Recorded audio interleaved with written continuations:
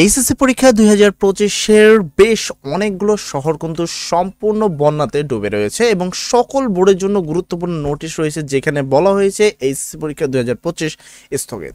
এখন কথা হলো কোন কোন বোর্ডে এইচএসসি পরীক্ষা স্থগিত হচ্ছে সেই বিষয়টা নিয়ে ডিটেলিংয়ে কথা বলবো আজকের এই ভিডিওতে। সর্বপ্রথম আমি তোমাকে তিনটা বিষয় দেখাই। তো প্রথম দেখতে পাচ্ছ একটা কেন্দ্র, যেখানে হলো এইচএসসি পরীক্ষার একটি কেন্দ্র। সেই কেন্দ্রটা কিন্তু সম্পূর্ণভাবে ডুবে গেছে। তার মানে এই কেন্দ্রে যে সকল শিক্ষার্থীরা পরীক্ষা দিচ্ছে তারা কিন্তু তাদের পরীক্ষা সম্পূর্ণভাবে বাতিল। এইচএসসি পরীক্ষার এক বোর্ডের কেন্দ্রে পিছাতে পারে। তারপরে তুমি আরেকটা বিষয় যদি দেখো, টানা বৃষ্টিতে পানির নিচে কুমিল্লা সিটির বেশিরভাগ শহর, অর্থাৎ কুমিল্লার মধ্যে যারা বসবাসরত রয়েছে সেই সকল শিক্ষার্থীদের পরীক্ষা কিন্তু সম্পূর্ণভাবে স্থগিত হওয়ার একটি সম্ভাবনা রয়েছে।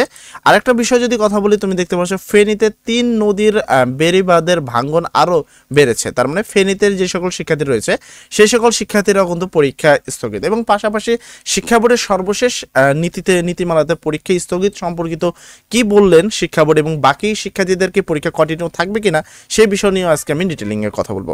সর্বপ্রথম এই নিউজটা নিয়ে কথা বলি, যেখানে বলা হয়েছে এইচএসসি পরীক্ষার যে বোর্ড আছে তুমি দেখতে পাচ্ছ, টানা বৃষ্টিতে এবং উজান থেকে নেমে আসা পানিতে কুমিল্লা, ফেনী এবং নোয়াখালী, পরশুরাম বিভিন্ন এলাকায় পানি বাড়ছে।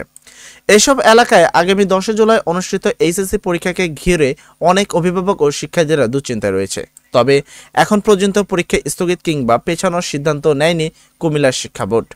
বুধবার 9 জুলাই দুপুরে পরীক্ষা কুমিল্লা শিক্ষা বোর্ডের পরীক্ষা নিয়ন্ত্রক প্রফেসর রুনা নাসরিন এই সব তথ্য জানিয়েছেন। এখন কথা হলো রুনা নাসরিন কি বললেন। তিনি বললেন, বর্তমান পরিস্থিতিতে আমরা ঘনিষ্ঠভাবে পর্যবেক্ষণ করছি। নোয়াখালী, পরশুরাম, ফেনী এবং আশেপাশের জেলা শিক্ষা কর্মকর্তাদের সঙ্গে নিয়মিত যোগাযোগ রাখা হচ্ছে। এখন পর্যন্ত যে সকল তথ্য পাওয়া গিয়েছে তাতে পরীক্ষা কেন্দ্রগুলো সরাসরি কোনো বড় সমস্যার তৈরি হয়নি। তিনি আরও বলেন, দুপুরের পর থেকে যদি বৃষ্টি না বাড়ে তাহলে জমে থাকা পানি দ্রুত নেমে যাবে। এখন কথা হলো, তুমি দেখো অলরেডি এই কেন্দ্রটা কিন্তু সম্পূর্ণ ডুবে গেছে, বাট রুনা ইসলামের মতে তিনি কিন্তু বলেছেন যে পরীক্ষা এখন পর্যন্ত স্থগিত হওয়ার মতো দেশের পরিস্থিতি এখন তৈরি হয় নাই। তুমি বলো যে এই কেন্দ্রটাতে কিভাবে অ্যাকচুয়ালি পরীক্ষা অনুষ্ঠিত হবে। এরপরে তুমি বর্তমান কুমিল্লা শহরের ম্যাক্সিমাম শহর এখন ডুবে রয়েছে, ফেনী শহর ম্যাক্সিমাম ডুবে রয়েছে। এখন এই পরিস্থিতিতে দেশের শিক্ষার্থীরা যদি পরীক্ষা দিতে যায় তার মানে অবশ্যই তাদেরকে ভিজে পরীক্ষা দিতে হবে। তাদেরকে পরীক্ষা দিতে হবে কিভাবে? ভিজে পরীক্ষা দিতে হবে, কারণ শুকনো অবস্থায় এই সড়কে চলাচল তো আমার মতে তো কোনোভাবেই পসিবল না। তো এই পরিস্থিতিতে দেশের সরকারের কি করা উচিত এই বিষয়ে কিন্তু সিদ্ধান্ত এখনো চলছে।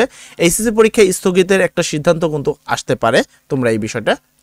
তোমরা যারা এই জায়গাটায় রয়েছে তারা অতি তাড়াতাড়ি, যদি দেশের পরিস্থিতি এখনো স্বাভাবিক না হয় তাহলে অবশ্যই পরীক্ষা স্থগিত হবে। সবাই ভালো থাকবে, সবার জন্য দোয়া করি। আসসালামু আলাইকুম।